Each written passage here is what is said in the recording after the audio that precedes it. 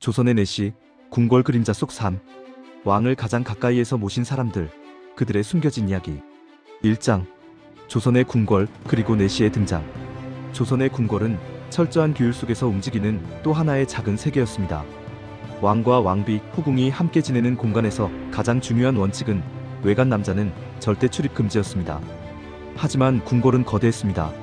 수천 명이 생활하는 공간에서 무거운 짐을 나르고 왕의 수발을 들고 궁중 행사를 준비하려면 남성의 힘이 필요했습니다.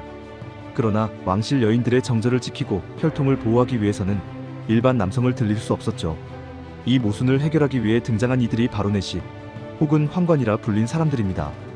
그들은 거세를 통해 생식 능력을 잃은 남성들로 궁궐 안에서 왕을 가장 가까이 모실 수 있었습니다. 조선시대 궁궐에는 많게는 300명에서 500명의 내시가 있었습니다. 그들은 왕의 의복을 관리하고 식사를 준비하고 심부름을 하며 왕의 그림자처럼 평생을 살았습니다. 2장. 거세의 이웃충성의 증표이자 신분 상승의 길. 내시의 거세는 단순히 궁중 규율을 위한 제도만은 아니었습니다. 조선 사회에서 천민이나 가난한 자가 신분 상승할 수 있는 거의 유일한 방법이기도 했습니다. 조선은 엄격한 신분제 사회였습니다. 양반이 아니면 아무리 능력이 뛰어나도 높은 관직에 오를 수 없었죠. 하지만 내시만은 달랐습니다. 궁궐에 들어가 왕을 직접 모실 수 있는 내시가 되면 일반 백성은 평생 누리지 못할 부와 권력을 얻을 수도 있었습니다. 거세는 그만큼의 대가였습니다. 보통 어린 나이에 가족의 동의 하에 거세 수술을 받았습니다. 고통스럽고 위험한 수술이었지만 많은 이들이 신분 상승을 위해 이 길을 택했습니다. 또한 거세는 왕실 여인과의 부적절한 관계를 완전히 차단하는 충성의 징표로도 여겨졌습니다. 왕은 내시를 믿고 가장 사적인 공간까지 맡겼고 내시들은 왕의 비밀을 평생 지켰습니다. 3장. 내시들의 숨겨진 사생활. 하지만 우리가 몰랐던 내시들의 삶은 상상 이상으로 복잡했습니다.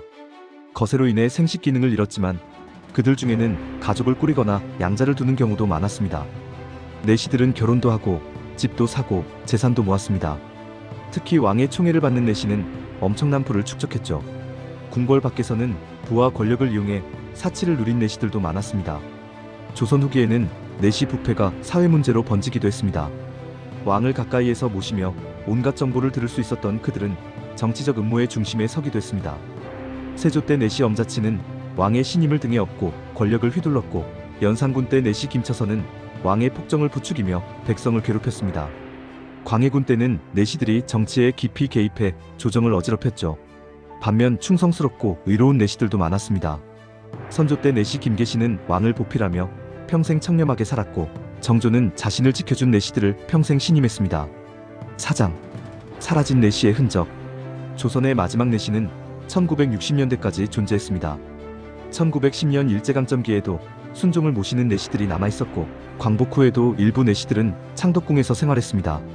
근대화의 물결 속에서 내시 제도는 사라졌지만 그들의 존재는 왕권을 지탱한 조선 궁궐 문화의 한 축이었습니다.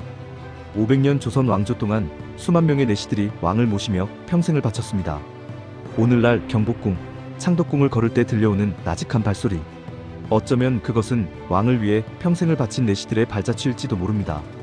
그들은 역사의 그림자 속에 살았지만 조선 왕조의 역사는 그들 없이는 완성될 수 없었습니다. 내시들의 삶은 비극이기도 했고 선택이기도 했습니다. 그들은 한 인간으로서의 삶을 포기하고 왕을 섬기는 길을 택했습니다. 그 선택이 옳았는지 그들이 행복했는지는 아무도 모릅니다. 다만 우리는 기억해야 합니다.